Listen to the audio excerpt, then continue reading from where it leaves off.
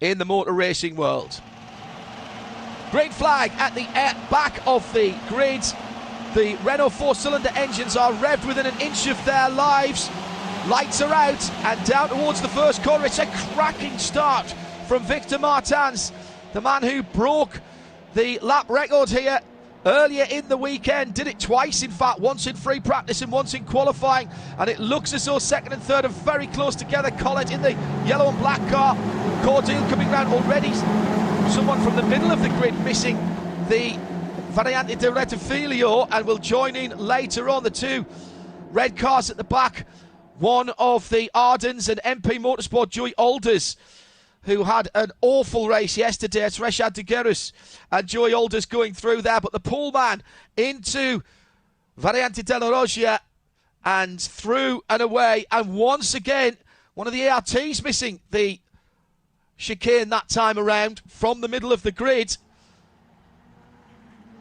Always been an action area.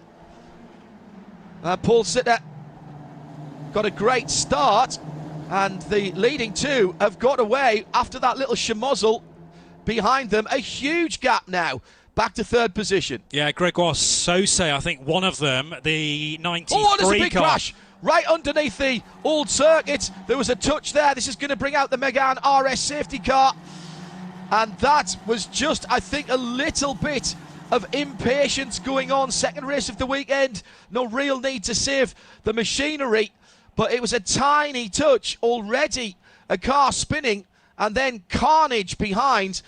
73, Timo van der Helm involved there. Somehow the blue 44 getting through. That's the Russian driver. And Mikhail Belov, who finished well yesterday.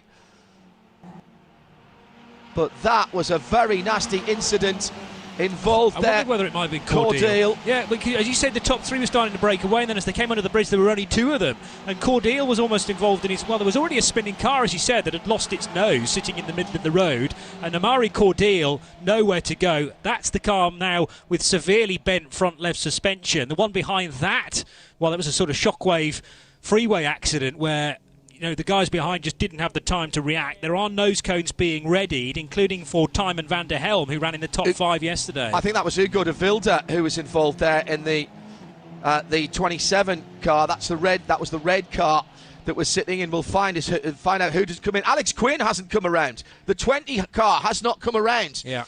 So Alex Quinn, I think, possibly the car that was spinning in the first place. Hugo de Wilde was certainly pulled up there, and Amaury Cordeel to driver's right.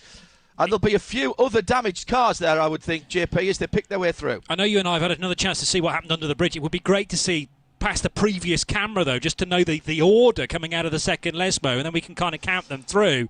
I'm still trying to identify a very sorry-looking car indeed. It's missing its nose where the number would sit, and we also can't see enough of the rear wing to fully identify. Helpfully, it's one of those black cars again, John, of which there are many.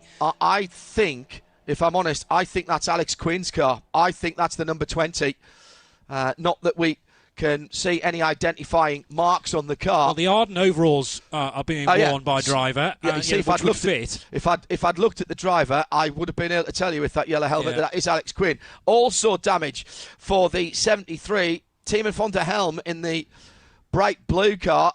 He was right in the mix there, but has managed to get through. He's struggling back to the pits, where he'll need a new nose cone, but he will be able to rejoin, I think. If there's no further damage, he should be able to get back on to the back of the line. Is that his wing that he's struggling with underneath? Yeah, I think it is. Yeah, it's got the orange on it. Colour. Yeah. With the metallic blue and the yellow and orange flashes.